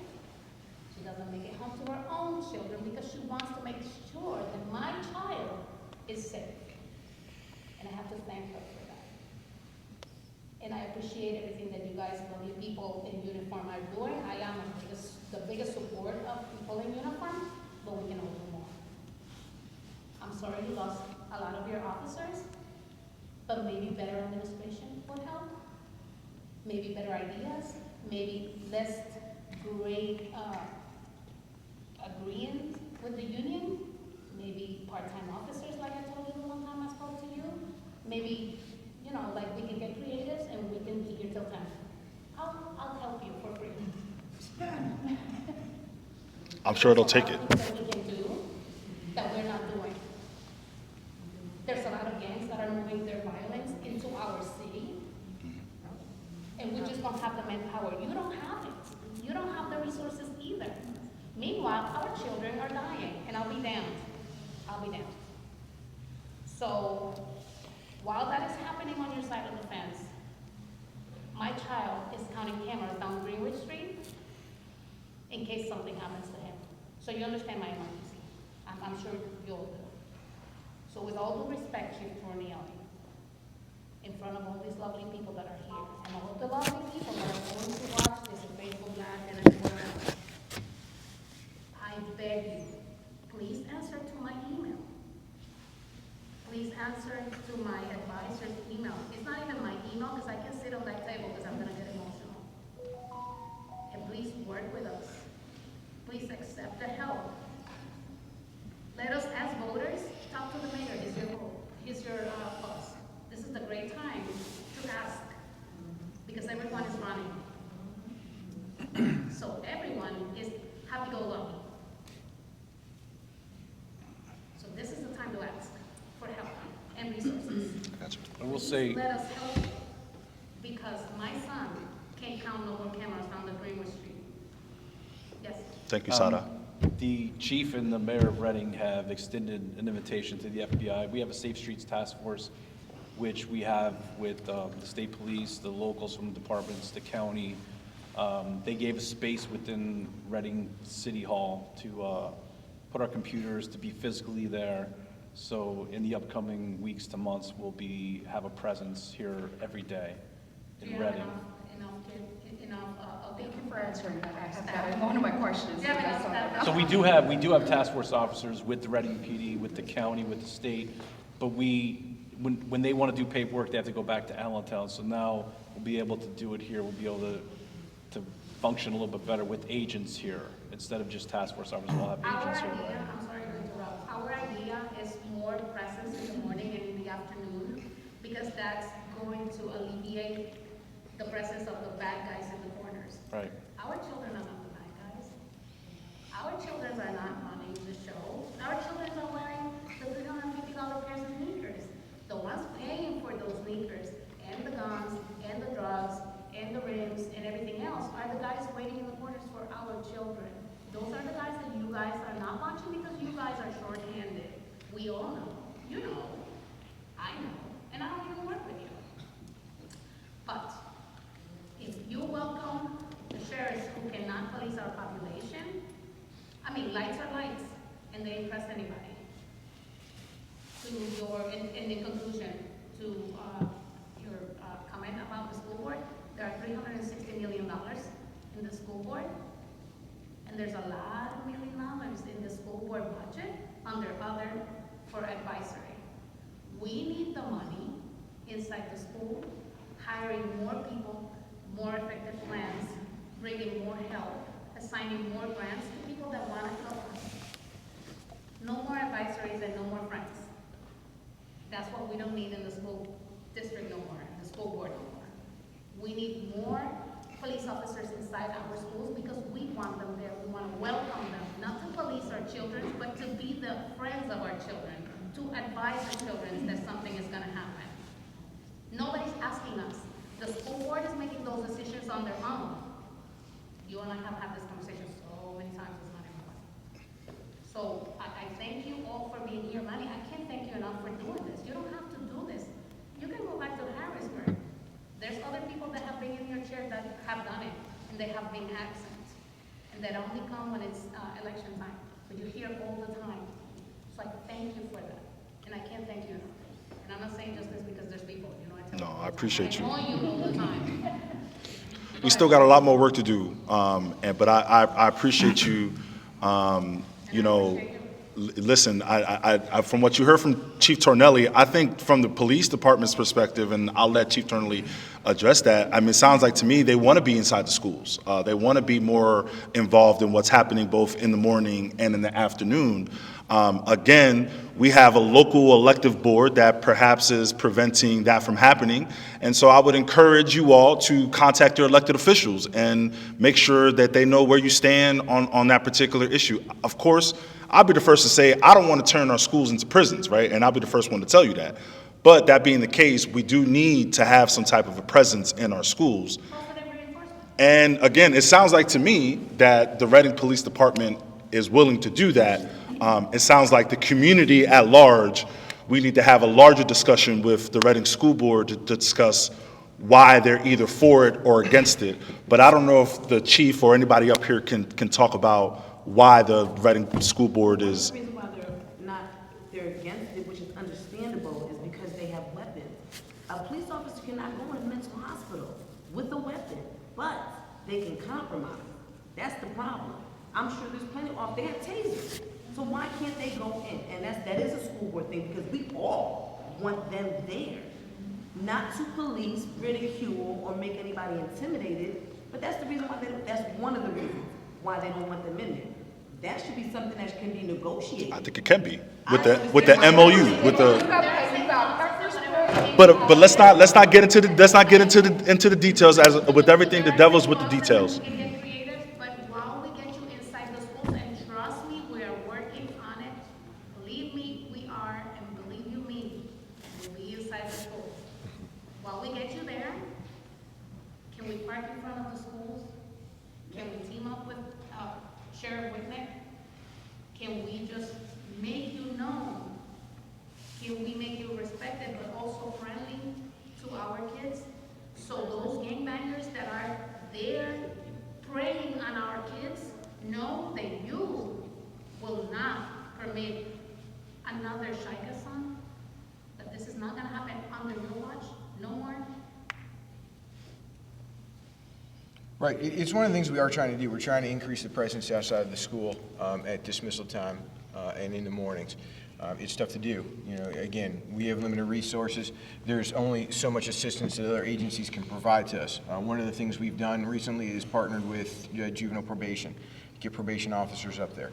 And they're not looking for kids to get them in trouble. They're looking for those folks, like you said, who are kind of hanging back on the cross streets a block away, who are the ones causing the problems. So we're starting to do these things. We're starting to implement some of those tactics to address those issues. Can we do better? You said it. Yeah, absolutely. And again, when it comes to, I think another important thing is when it comes to police officers in the schools, there is this whole crazy notion out there that law enforcement wants to get in schools to supply this school-to-prison pipeline. It's the last thing we want to do. You know, John Adams and I talked, we both addressed it earlier. The last thing we want to do is put kids in placement, is incarcerate kids. But what we're missing not being in the schools is what we had before. And we had police officers in the school. We had 4 police officers and a sergeant who were assigned to the schools before. And they were inside the schools. And they talked to teachers. And they talked to administrators and other employees in the school and kids. And we would get an idea of what was going to happen after school while we were in school, so that we could then deploy our officers to the neighborhoods or the places where we knew that there was going to be violence and get ahead of it and prevent it. And that's the piece we're really losing, is that intelligence piece of not having the officers in the schools. We don't want cops in the schools to lock kids up. It's the last thing we want to do. But we want to be there to get the information of what's happening in school, who's fighting with each other in school today, who's having issues with each other today, so then we can go back and address those before they become bigger problems outside of the school. So, I mean, those are really the things that we're looking to do. And again, they're things we can't do on our own. And she stepped out for a minute, but to Salita's point, the police officers in the school always operates off of a memorandum of understanding, an MOU. So the specifics of what the police officers can do in the schools, how they operate, what tactics they use, that all can be worked out. So it's just a matter of sitting down, and we've always been willing to sit down with the school district to have those conversations. And I will say the school administration has been great. I mean, I know for a period of time when we had some issues in the school that the superintendent and her staff were sitting indoors in the school to make sure that kids were safe. So I know there's folks who are involved in the school district who are doing the things that they need to as much as they can to keep kids safe in that school. And that's our goal. Is, you know, we don't want to see the things happen in that school that have happened in other places in this country. And we don't. And to the point of, you know, what the school administration is doing, they're doing things to help us so that that doesn't happen. But again, we can do more. So we're going to take 2 more questions here. And again, I want to be clear. Okay, we'll take 3 questions, I promise. 4 questions. All right, and then we're going to wrap up, I promise. But no, Sean, we're going to come back to you, I promise. But again, I want to be clear. This is just the beginning. If your question is not answered today, I promise that we're going to share everybody's contact information. My contact information is going to be shared, you know. So I got a policy in my office that we respond within 24 hours. Carlos responds within 24 hours, y'all. So you'll get a response from me. Now, we got 4 questions left. Carlos, where we're at? Sean. Director of Reentry Services and Director of Nonprofit. opportunity to go to Reading High School, talk to the kids. And afterwards, I stood there for like an hour and a half and walked around the whole school. And one of the biggest problems I saw was kids in and out. And nobody stopped me. And not only that, one of the guards took me to the lunchroom, told me, look out the window. They walk the out. window, there's a pavilion in the park. It was full of kids, smoking and everything. I said, well, why don't you go get them? We can't. So what do you mean you can't? They're not on school ground. So I know you had a conversation when you said you can't go into school. But again, I looked at the window, it was across the street at the A+. It was on the corner at the Spanish shop, and it's in the park. And on my corner of the block, I'm Right, sorry, and you go in I and see out. them all the time. So I think we need to do something about that, to stop that from happening. Because if you can't go in, you can at least make sure they go in. And have a police presence at that pavilion to make sure nobody's sitting there. It's a public safety issue. I mean, I can't say that I wasn't one of those students at Reading High that walked out a couple times to the Sunoco across the street. But what I will say, to your point, I know that the school district, I was talking with the superintendent, they do recognize that as a problem, and I do believe that they are purchasing new door systems that only allow one way That's in. the thing. I went to many school board meetings, and they said the exact same thing you're saying. That's what they tell me. Here's the problem. We had shootings outside of school. We had kids get beat bloody outside of school. So when's the time going to come when you're going to stop them from going in and out of the school? Or having big groups of people fighting outside of school? I know. Or kids having sex on the track and field? I know. So, I mean, there's a lot of things going on outside of school. So if you can't go in, you can at least stop what's going on outside. I mean, have a rule. No kid go in the store. So you can't go in the store, you ain't trying to be out there. No kids get to the pavilion. So at least the morning time, the afternoon time, and after school needs to be present. I don't care if they drove around and get them out of there. Because if you don't stop them from doing something, they will continue to do it. Everything's all right. Like she said, the guard said, well, we don't say nothing. That's it. They're literally outside of school smoking, and it was 11:30. There was no Voltec. There was no half a day. They was going outside to go to the store, going outside to smoke. And I saw a kid, a young girl, get suspended because she opened a door and had an alarm on it. So you gotta kick her out of school, open the door while kids are going in and out, back and forth, smoking at the pavilion. How's that help us? It's a problem. So, I mean, we need to do something on that area, at least have more, what's it, police presence, stop it from happening. More drive-by. A lot of doors up in the high school. Yeah, I mean, there's a lot of doors, but Easier said than done, though. You know exactly where they be at. Yeah, I know. Half is what's very high, so we know where they be at. They're on Linden Street. I Every know, morning, I 8:30 in the know. morning, Or at the it's right Sunoco, there. or in the alley behind the Sunoco. I can tell you, I said it in If I see school. a group of people together, break it up. Kids walking out of school. Yeah. I don't think the school district can stop them. No, thank you, Sean. Do any of the panelists want to address that? I do. So, Sean, is your complaint the kids are leaving school? They're literally out Okay. for an hour and a All half. right. So, I'm not sure of this, but I think there may be some parameters when they can or cannot. No, there is, but at a certain time, it was like 11:30 in the morning. Yeah, 11:30 in the morning. Yeah, I think that they have some parameters that are placed on them that they can't stop them. Absolutely. Exactly. Now, That's the listen, that isn't anybody here. That's, I hate to say it, that's some of the laws and the policies Of the that have school been board. passed. Well, I bet you- I know for a fact, where I grew up, staff can't stop a kid from running away, Right, but let me tell you this. which is absurd. What's more to happen? If you're out there sitting there in violence, or you're not sitting there? What? If you sit in the park right there in front of A+, like they used to do back in the day, park there. I mean, they just sit there. I bet you people don't shoot. If somebody parking up at that pavilion, they don't want to hang there. Who's up there? Linden Street. Police up there. He's saying just the presence alone. The presence of Right, the issue is, deterrence. we're talking about a problem that's occurring during the entire school day. I don't have the resources to put a police officer up there He's not saying, for that period of time.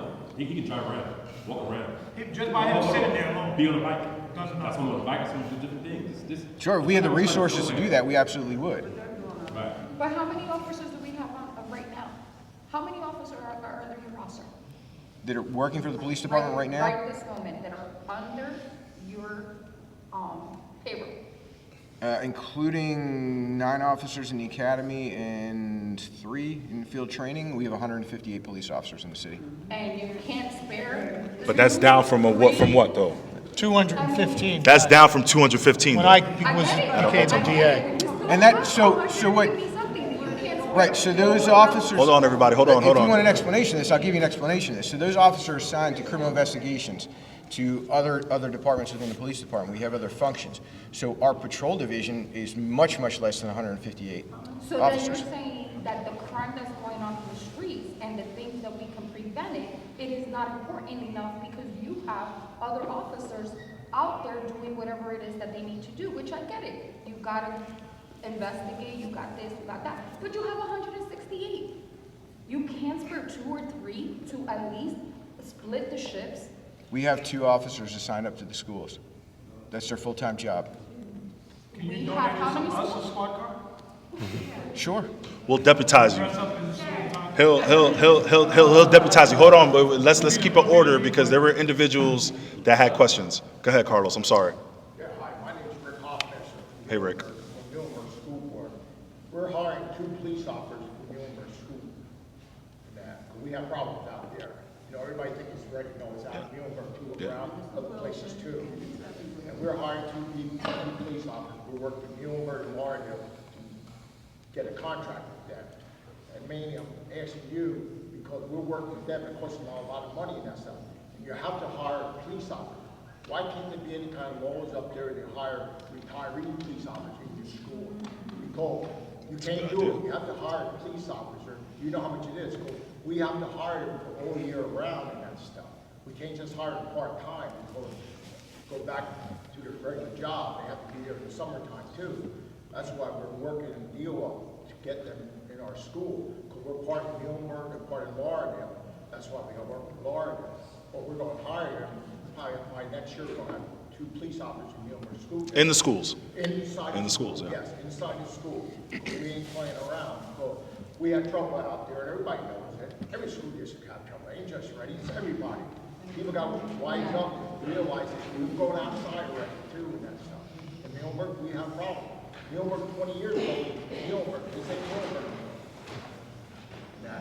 You know, there could be some kind of laws to get some money for the school district to get police officers, or change the laws up there to get retired police officers in there. That's a good idea. You can't have retired police officers in there. Like you said, nobody's allowed to touch people. Teachers ain't allowed to touch them. And the cops, I mean, I'm sorry to say this, like rent-a-cops, they can't touch people too, you know what I mean? God knows every school district has them, but they can't do nothing. You need police officers inside the school to control the thing. Well, our superintendent, he's on top of everything, you know, trouble and that stuff. We hire more help for people that have a lot of problems in our district too. Thank you, Rick. I I appreciate you. Thank you. Thank you. Got 2 more. Carlos, who else we got? 3. We got 3 more. Okay, let's go with Radera in the back, and then we'll hit you 2 up. Radera, go ahead. Hi, good evening. Please stand up. Good evening. Thank you so much for being here and for all that you do. I spent this morning speaking to some senators about the traumas in our community, and some recent research suggests that PTSD is more common among residents than among veterans of wars like Iraq. And we know just locking individuals up isn't going to solve the problem.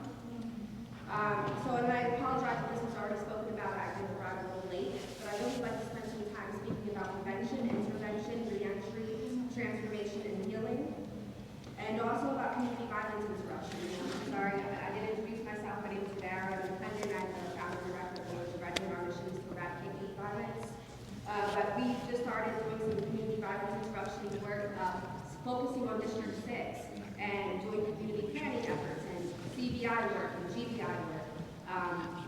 I just visited a team that does GBI work in New York, and they work hand in hand with their police department there. I'm not trying to work that close, but we do need some type of relationship with the police department. We want to help you police these streets, and we need your support to do that. We need data. We need to know who we need to be looking out for, who we need to be reaching out to, who we need to mentor, who we need to talk with. So I am, especially Chief Manny, I believe board, please, reach back out to me and see how we can coordinate these efforts and we can work together. Thank you. Thank you, Dara. Anybody want to address her topics? No? All right, moving right on along. We got 2 more left. Go ahead, brother. As a black man, my name is Jeffrey Goes-Dunn. I am a funding consultant. I am a law officer also too. I am a community activist. I'm a personal trainer. I work with police officers. I trained police officers before. I've done many things in the community. As a black man, I never felt safe or still don't feel safe when I see police officers, whether they look like me or don't. At first, I don't see a lot of them that look like me. That's number one.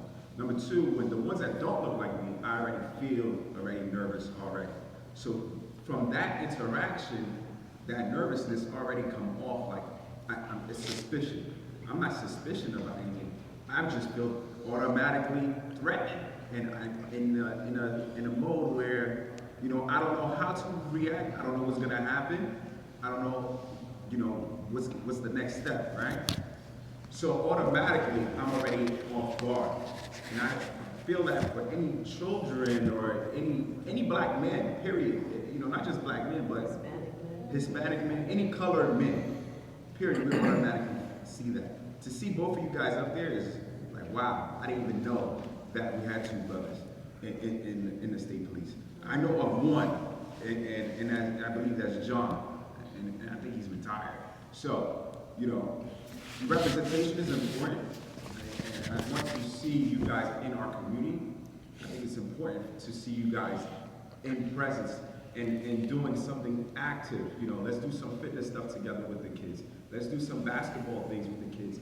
You want to talk about results. If your police officers wouldn't have to do so much work to find violence or to do research and all that stuff, if they're inside the community and have a relationship with the kids already, it's going to make it easier. This is how we talk about not having to disperse and not having enough resources. You won't need that much resources if you have a relationship.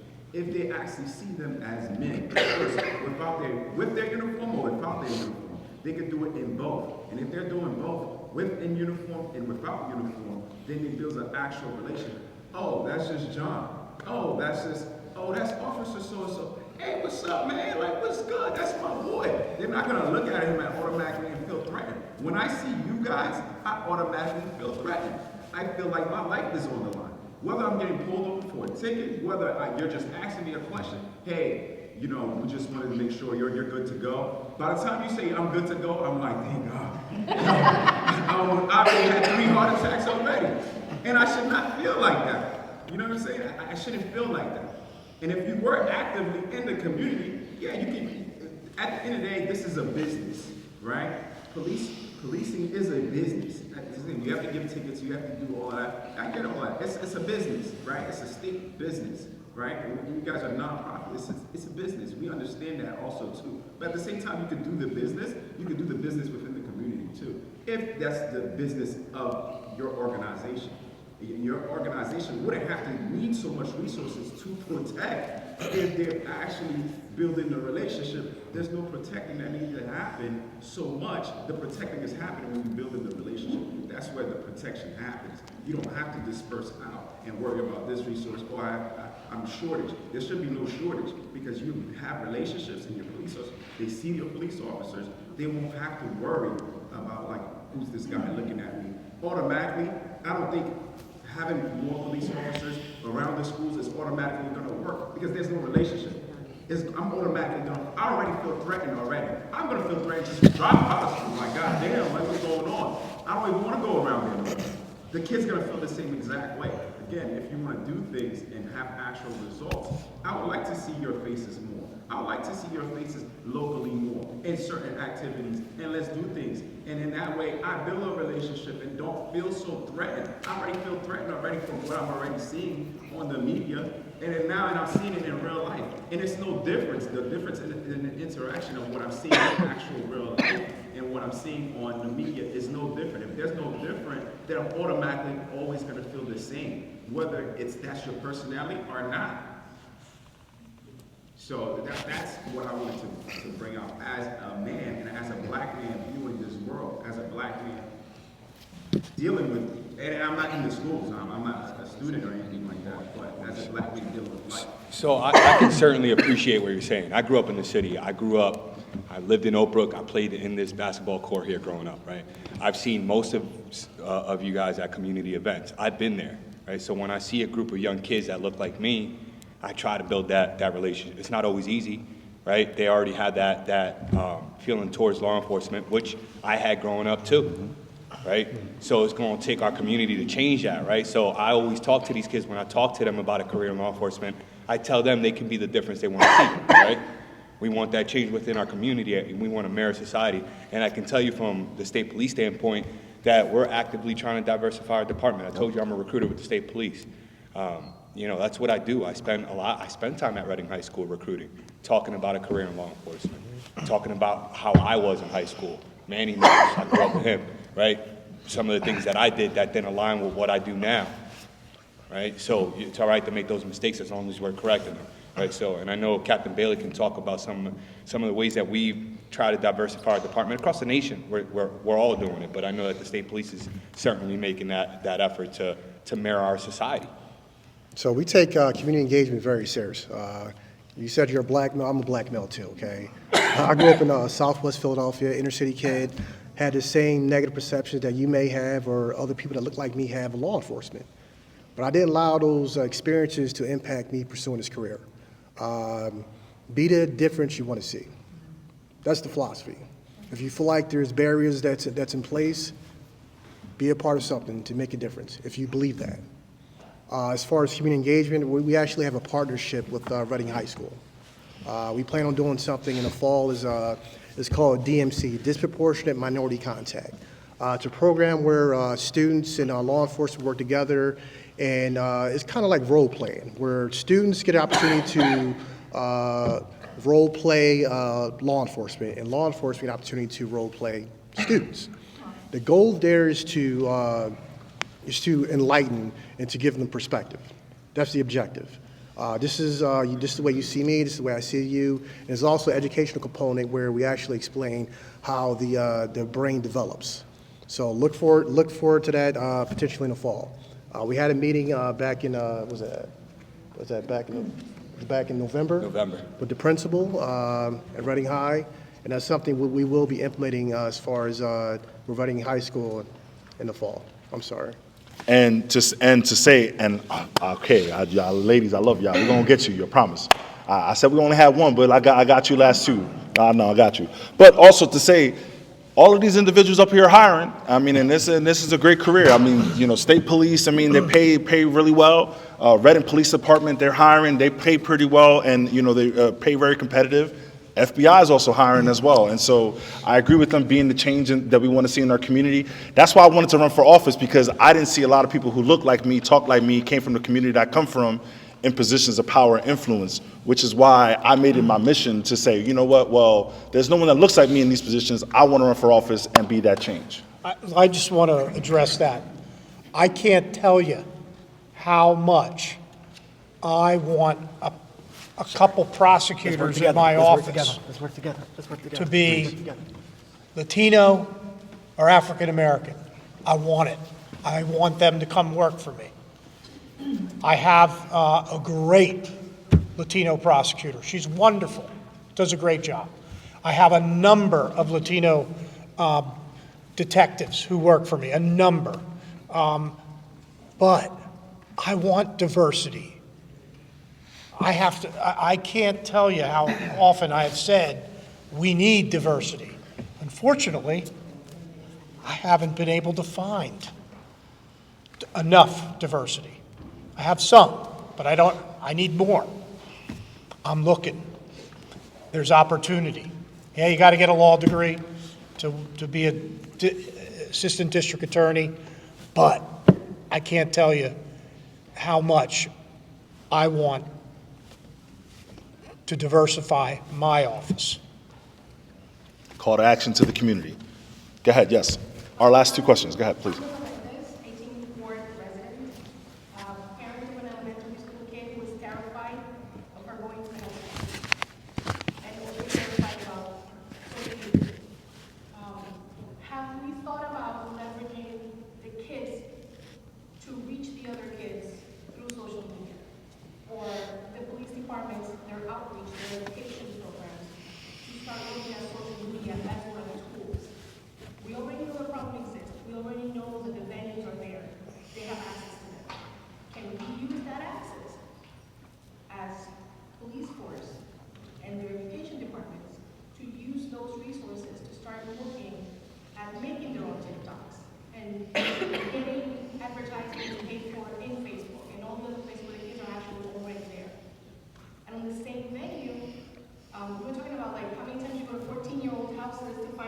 this one's crazy problem, I think as parents, I want to see that.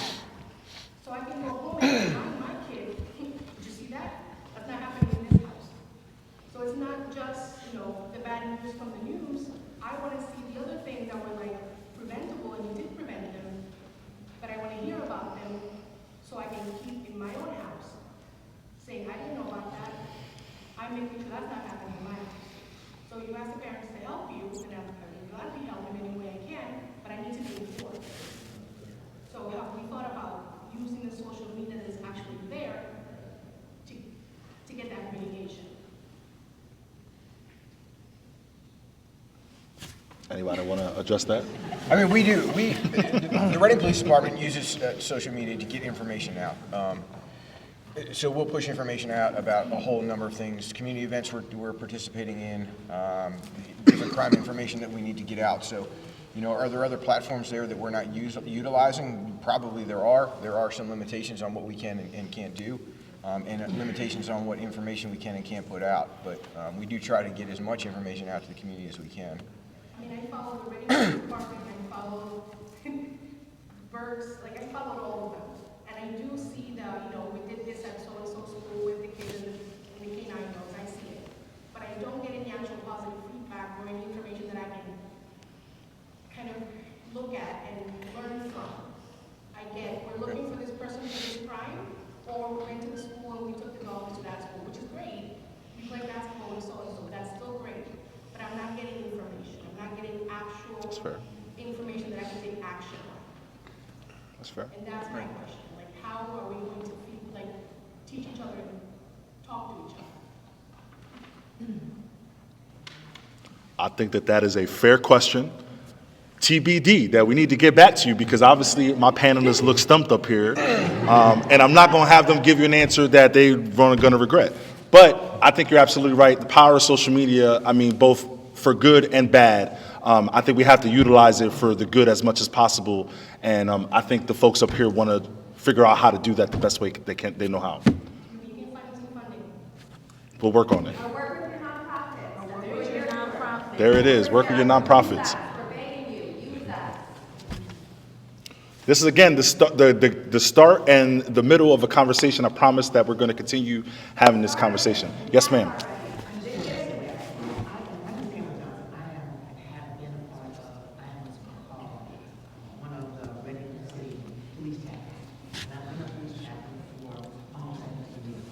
What? So I'm saying that to simply say this. There are not a lot of diversity in the Red Police Department, but there is some. And I want you to know from a very personal place. And I wholeheartedly understand exactly what you're feeling. And for me, if I'm outside of Berks County, that's how I feel. Because I work outside of Berks County, so and I'm in the county, it's up there. I roll up behind me, I check to see which one it is. Some of them threaten me that they're going to stop me, and it's not a whole other issue. But I'm just saying this, and I want you to know that there are some officers that look like us, and I ride on Friday nights.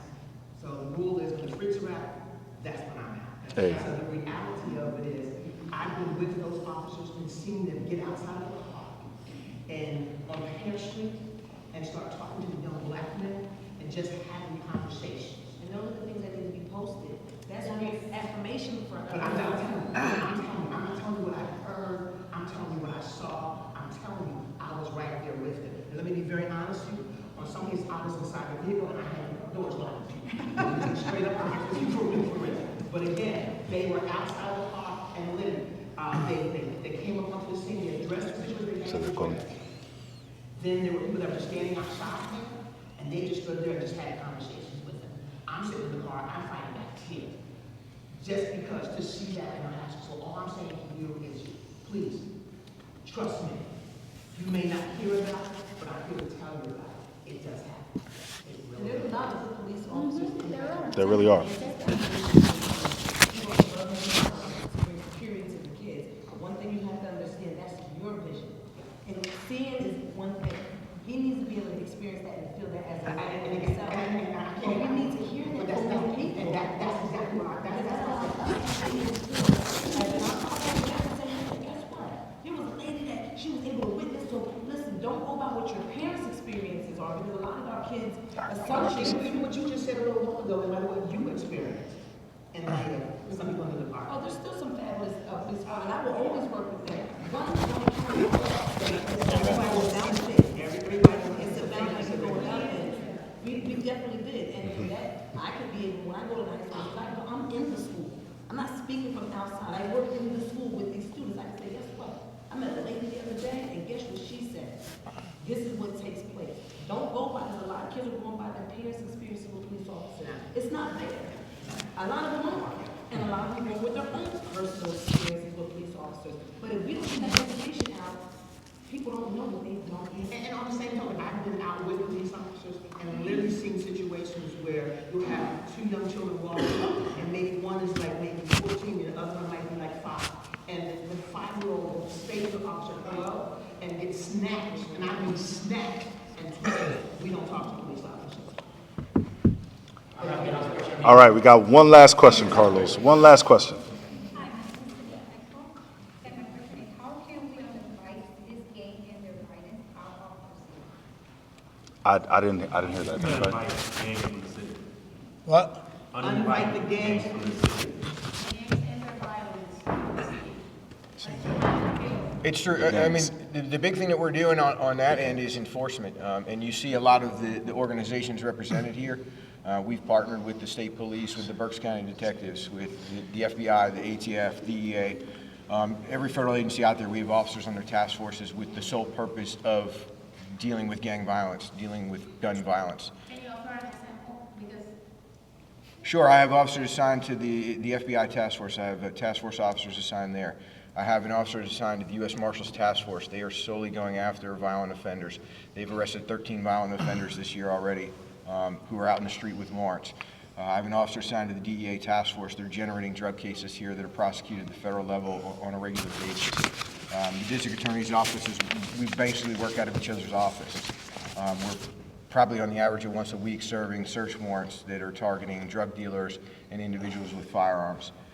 We do details with the state police. They come in and assist us on our gun violence details. We just received the PCCD grant that we have a neighborhood gun violence unit that's out there who's going after individuals who we know are carrying firearms and using them against individuals in our community. Our criminal investigations, and vice officers are constantly out on the street with the sole purpose of identifying individuals. And we target individuals that we know are offenders. We're not blanketing a neighborhood and conducting just, blanket enforcement. And we're out there to arrest anybody that we can. We're looking for those violent offenders who are out there in the community who are causing us these issues. And I could go on with some of the other partnerships we still have out there that we're working on. But, we're leveraging every partnership. We're leveraging all of these organizations to increase the manpower that we can on the streets because we don't have it ourselves. And we're not sitting here saying, hey, we can do it all. We freely admit, I admit, we can't do it all. That's why we have these partnerships. That's why we have these other law enforcement agencies here in the city who are assisting us. We are... The Ghost Scouts, because... Shika, now you're asking another question. Ghost gun. Let me just address this. It does need to be addressed. We are constantly collaborating with each other. And if I compare what we do in our county to many other counties, we're doing a hell of a lot more. We are taking down large drug organizations every year. We're utilizing the technology to be able to do that. We just took down an organization that was bringing in kilos upon kilos of fentanyl and cocaine into our city because we work together. We're going to continue to work together, and we're going to continue to attack this problem together, and we'll make a difference. We'll continue to make a difference. Thank you. Yes, ma'am. I don't know if you did, but have you sat and talked to gang members? Excuse me? Gang members? Have you talked to gang members? Yeah, have you ever had a call like this with the gang members? I know they do it in other cities. We have not. Not that I'm aware of. And Give us a bunch of names. And Yes. I can definitely give you pictures. And the names are out there. They're on social media. Good idea. I mean, I talked to the superintendent. In a lot of ways, I see those students that are in gangs as student leaders almost in a certain sense. And hear me out to a certain extent, right, is that they actually have other kids that are following them. And so how do we combat gang violence within our communities? Well, we bring in these leaders and we have a conversation with these student leaders. And so I'm with you. I'm on the same wavelength with you. And I literally had a conversation with the superintendent about that very same topic.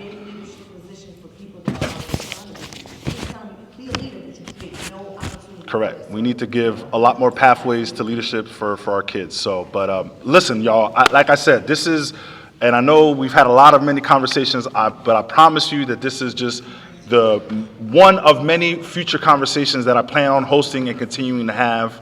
I just want to just thank you all just for your important contributions to this conversation tonight. I know a lot of you, I can see your passion, I can see your commitment, and I can really tell that you all love the city of Reading. And it's really clear to me that we all love the city of Reading, we all love Berks County, and we all think that it can be a lot better than what it is. I want to give my thanks, of course, to District Attorney John Adams, Captain Robert Bailey, the State Police, Chief Tornelli, and of course the FBI.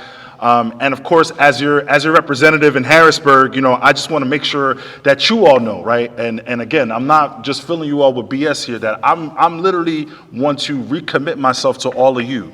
Whatever I can do as your representative in Harrisburg, I've gotten resources for a few of the groups that are in this room here tonight in terms of PCCD funds that are available. There are millions of dollars that are available at the state level for gun violence prevention, for food insecurity, for homelessness prevention, for affordable housing. And so when we're talking about how do we decrease violence within our communities, it's tackling all those other ancillary issues. It's tackling mental health. It's making sure that the mom and dad that's working 16-hour days, they actually go to a job that pays them a living wage so that they don't have to work two or three jobs like my mom had to work 2 or 3 jobs to keep a roof over my head. It's making sure that they go to school, they make sure they go to school districts that are not undercutting our kids to the tune of $95 million that we, the taxpayers, have to pay, ladies and gentlemen. And so I'm saying all this to say, take this passion, take the energy that we have here tonight. I know the gentlemen up here all feel what you have to say, but let's use that energy and let's direct it towards the people that we need to direct it towards to. Let's direct it towards the individuals that are on this table, but let's also direct it towards the policymakers and the politicians, both in Harrisburg and in Washington, D.C., who refuse to see the epidemic that is happening here in our community. And again, remember that these people are elected because of you all. I'm elected because of you. A lot of these folks are running for office in this election. This is not a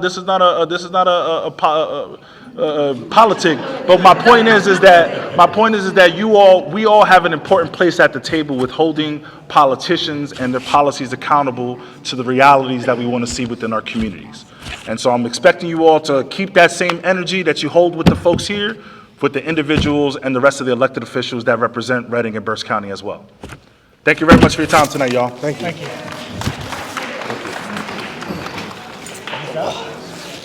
Thank you, John. Appreciate your time. Thank you. Anytime. Thank you, John. Hey, thank you. Good seeing you. Appreciate the Good seeing invite. you. Thank you.